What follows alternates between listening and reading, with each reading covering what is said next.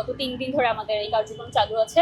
তো আসলে এটা বলতে চাই যে এই জিনিসগুলো আসলে আমরা মুছে ফেলতে চাই না। জুলাইয়ের ওই সময়কার যেভাবে আমরা আসলে ওই অনুভূতিগুলো আসলে প্রকাশ করা যাবে না। স্টিল আমরা যখন এখন কাজ করছি, আমার সত্যি বলতে আবার নিজের গায়ে আসলেই কাটা দিচ্ছে যে আমার ওই অনুভূতি, মানে ওই ফিলিংসগুলো আমার মনে পড়ছে যে কাইন্ড অফ ট্রমা হতে পারে যে ওই সময় কি হয়েছে।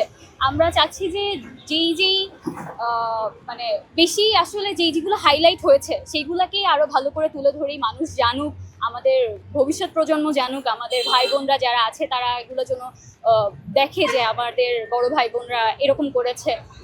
এভাবেই কোটি কোটি মানুষের ঘরে দেশ জুড়ে ফ্রিজ একটাই, ওয়ালটন। এটা ঢাকা ইউনিভার্সিটির উদ্যোগে করা হচ্ছে।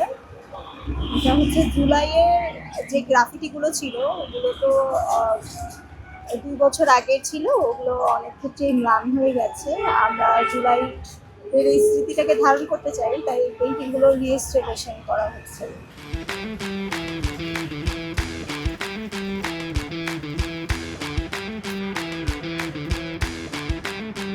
রঙের উপর আবার রং টানছি, মনে হচ্ছে যেন সেই স্মৃতিগুলোতে আমরা আবার ফেরত যাচ্ছি। আমরা চাই যে এটা শুধু আমাদেরই স্মৃতিতে যেন না থাকুক, পুরো দেশবাসী সবার কাছেই। কারণ আমরা এখন বর্তমানে যে রাজনৈতিক পরিস্থিতি দেখছি, রাজনৈতিক পরিস্থিতি বলবো না, দেশের যে পরিস্থিতি, মানুষের অনেক আশা পূরণ হয় নাই, অনেকের পূরণ হয়েছে, অনেক নতুন নিরাশাও আছে। এটা আসলে চলবে।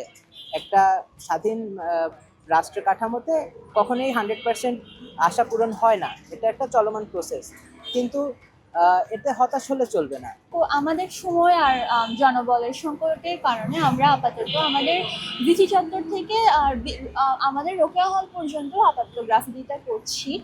তবে আমার মনে হয় এই এরিয়ার মধ্যেই বেশিরভাগ প্রধান গ্রাফিটিগুলো কভার হয়ে যাচ্ছে। আর পাশাপাশি আমাদের পিএসসি এবং অন্যান্য এরিয়ায় যে গ্রাফিটিগুলো আছে ওগুলো আমাদের বিভিন্ন শিল্পী বড় ভাই বোনেরা মানে নিজেরাই স্বইচ্ছায় করে নিচ্ছে।